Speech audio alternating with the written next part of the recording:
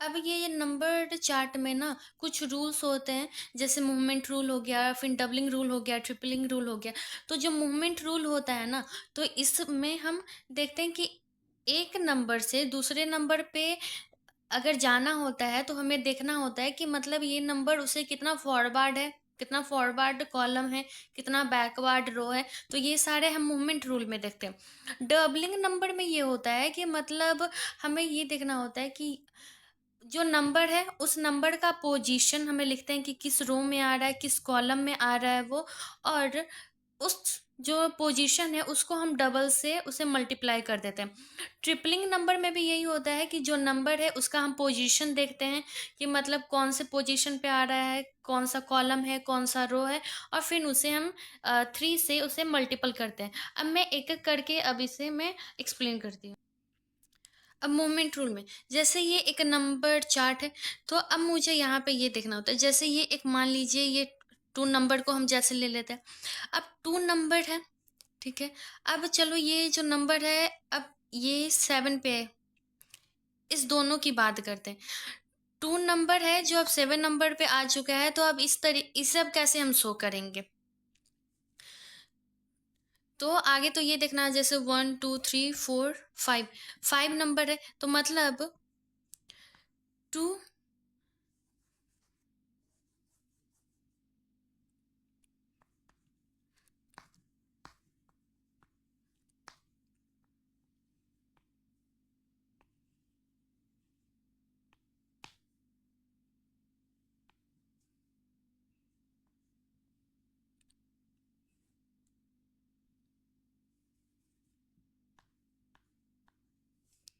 अब ये जो 2 नंबर है वो 7 नंबर पे आया है, मतलब 5 का यहाँ पे मूवमेंट हुआ है। तो जो 5 का मूवमेंट हुआ है, तो अब इसे हम अ, इसे इस तरीके से अब लिखेंगे कि जो 5 है, तब इस नंबर को हम ऐसे लिखेंगे कि ये जो 5 है, अब ये 2 से 7 आया है। इस ये 0th रो है और ये 1th रो है, मतलब वन एक ही रो में का अंतर है यहाँ पे। तो मैंने पहले बताया कि आगे रो लिखते हैं फिर देन कॉलम लिखते हैं।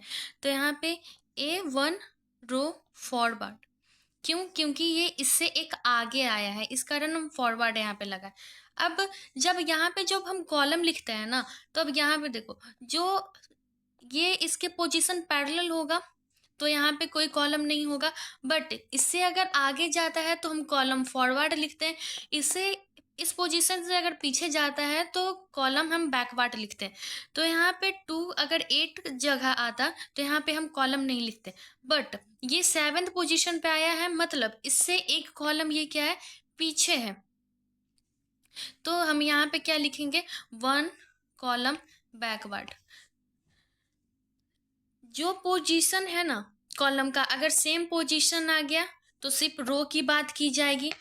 बट अगर पोजीशन चेंज हुआ, अगर आगे जाता है तो कॉलम फॉरवर्ड होगा, जिसको हम CF से कहेंगे। और अगर वो बैकवर्ड जाता है तो CB हम उसे कहेंगे। और अगर रो में चेंज होता है तो कितने रो में चेंज हुआ, फिर उसे हम लिखते हैं। जैसे एक क्वेश्चन ये है मैथ्स का, अगर मुझे ये कह रहा है ना, find the movement rule for +8, तो अब यहाँ से हम कोई भी रैंडम नंबर ले लेंगे। बट इम्पॉर्टेंट ये है कि हम उस नंबर को चूज करेंगे जहाँ से हम काउंट करेंगे तो वो यहाँ पे प्लस दे रहा है, इट्स मीन्स वो फॉरवर्ड की बात कर रहा है। मतलब हम कहीं भी उस नंबर को हम चूज करेंगे और वहाँ से हम फॉरवर्ड की तरफ जाएंगे +8 करते हुए कि 8 किस पोजीशन पे आता है। फिर वहाँ पे हम देखेंगे कि ये कौन से रो फॉरवर्ड है और कौन से कॉलम फॉरवर्ड है, ये हम देखेंगे। जैसे लेटेस्ट मान लेते हैं हम, जैसे 2 नंबर ले लिए, ठीक है। +8 की बात कर रहा है, तो 1 2 3 4 5 6 7 8, मतलब 10th पोजीशन पे आ रहा है। 10th पोजीशन पे आ रहा है, तो यहाँ पे हम लिखेंगे तो कितने का इंक्रीजमेंट यहाँ पे हुआ है, तो 8 का इंक्रीजमेंट हुआ है। 8 का इंक्रीज, अब यहाँ पे देखो, ये 1 रो का ही डिफरेंस है, क्योंकि 0th रो और 1th रो में आया है, तो 1 रो का यहाँ पे डिफरेंस है। और यहाँ से ये 2 पोजीशन है, क्योंकि जो इसके पैरेलल होता है उसको हम काउंट नहीं करते हैं, इसके पीछे से हम काउंट करते हैं, नहीं तो आगे से काउंट करते हैं, बट यहाँ पे आगे से काउंट कर रहे हैं क्योंकि ये इससे आगे आया है। तो मतलब ये 1 रो फॉरवर्ड है और 2 कॉलम फॉरवर्ड है। तो इस तरीके से हम किसी नंबर को पोजीशन बताएंगे कि ये नंबर है, इसमें इतना इंक्रीज करो तो कौन से रो कौन से कॉलम में आ रहा है। फिर सेम वैसे ही नेगेटिव वाले में भी होता है कि यहाँ पे मान लो इतना इतना ये पीछे है, ठीक है। तो अब हम यहाँ पे दूसरे नंबर्स को लेंगे। अब यहाँ पे हम दूसरे नंबर्स को लेंगे, तो यहाँ पे वो नंबर्स लेंगे जैसे मान लीजिए यहाँ पे चलो हम 14 ले लेते हैं। अब यहाँ से मुझे 8 बैकवर्ड जाना है, तो 1 2 3 4 5 6 7 8, तो ये 6 आ गया, 6 आ गया। तो यहाँ पे 8 का डिफरेंस है, 8 का डिफरेंस है, तो ये एक कॉलम ऊपर चला गया, मतलब 1 रो बैकवर्ड।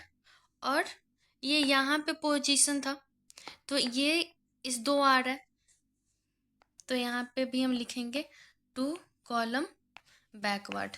इस तरीके से ये है मूवमेंट रूल कि एक पोजीशन से दूसरे पोजीशन नंबर अगर जा रहा है तो वो फॉरवर्ड रो में जा रहा है कि बैकवर्ड रो में जा रहा है, कि फॉरवर्ड कॉलम में जा रहा है कि बैकवर्ड कॉलम में जा रहा है, ये हमें देखना होता है। अब डबलिंग वाले में क्या होता है कि मतलब कोई भी नंबर है, अब उस नंबर का पोजीशन हमें बताना है कि कौन सा कॉलम है और कौन सा रो है। तो मैं एक क्वेश्चन के थ्रू मैं समझाती हूँ। तो मैं एक एग्जांपल लेके बता रही हूँ, जैसे मान लीजिए 2 है नंबर, 2 नंबर हम ले लेते हैं। 2 नंबर ले लिए, तो 2 का पोजीशन क्या है, 0 R पे है और 2 C पे है। तो पहले तो हम लिखेंगे 0 R है और 2 C है, और इस नंबर को हमें क्या करना है, इसके पोजीशन को डबल करना है, मतलब 0 R और 2 C। तो यहाँ पे क्या आ जाएगा, 0 R और 4 C आ जाएगा। अब यहाँ पे देखो 0 R है और 4 C, कौन सा नंबर आ जाएगा, 4 नंबर आ जाएगा। तो डबलिंग रूल में यही देखना होता है कि जो हम नंबर लिए हैं ना उस नंबर का ये डबल नंबर आ जाता है आंसर, और जो पोजीशन है ना उस पोजीशन को हमें मल्टीपल करना होता है। एक और एग्जाम्पल से मैं समझाती हूँ, जैसे इस बार मैं 6 लेती हूँ, ठीक है। 6 का पोजीशन क्या है, 1 R है बट 0 C है, मतलब 1 R है और 0 C है। तो इसको भी हम डबल कर देंगे, 1 R और 0 C, तो ये क्या आ जाएगा, 2 R 0 C। अब 2 R और 0 C में 2 R और 0 C, मतलब ये पोजीशन है, तो ये क्या आ जाएगा, 12, जो इस नंबर का डबल है और फिर हम इसे किए तो ये इसका पोजीशन है। तो डबलिंग रूल में हमें यही याद देखना होता है कि मतलब आगे तो जो नंबर दिया है उस नंबर का हमें पोजीशन बताना है, और जो भी नंबर हम लेंगे उस नंबर का डबल होना चाहिए ये, और उसके पोजीशन भी ये डबल है तो इसका ये पोजीशन भी शो कर दे रहा है। और ट्रिपल रूल में भी यही होता है, बट हम उसे 3 से मल्टीपल कर देते हैं। अब ट्रिपलिंग जो नंबर होता है उसमें भी यही होता है, जैसे मान लीजिए मैं एग्जांपल लेती हूँ 6। तो 6 हमने देखा कि 6 जो है इसका R रो है जो 1 है, बट इसका कॉलम है जो 0 है, मतलब 1 R और 0 C आएगा। ट्रिपल वाले में इसी को हम 3 से इंटू कर देंगे, 1 R 0 C, तो ये फिर आ जाएगा 3 R और 0 C। तो 3 R और 0 C, 3 R और 0 C, मतलब ये 18 आ जा रहा है, 18, और 6 इंटू 3 इक्वल टू 18 हो जाता है। तो यही सिंपल है कि मतलब डबल पोजीशन, जो डबल नंबरिंग है उसमें हम पोजीशन देखते हैं, फिर उसे 2 से इंटू करते हैं, फिर वो नंबर आ जाता है। ट्रिपल वाले में भी वही है, उसके पोजीशन आगे निकालो, फिर उसे 3 से मल्टीपल करो, फिर जो हम नंबर लिए हैं उसका 3 मल्टीपल उसका आंसर आ जाता है।